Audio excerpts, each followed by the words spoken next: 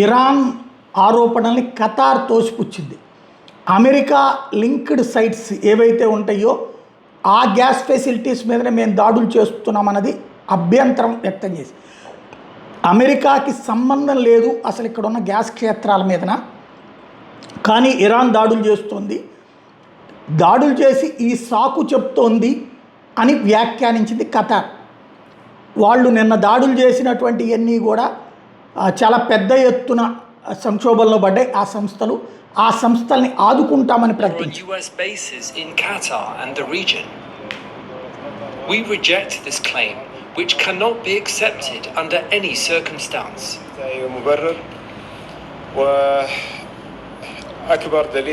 The biggest proof of this is that the attack which happened yesterday was an attack on a Qatari natural gas facility, which is a source of income for the Qatari people. But not just for the Qatari people. What they did yesterday also impacted the millions of people which Qatar is helping.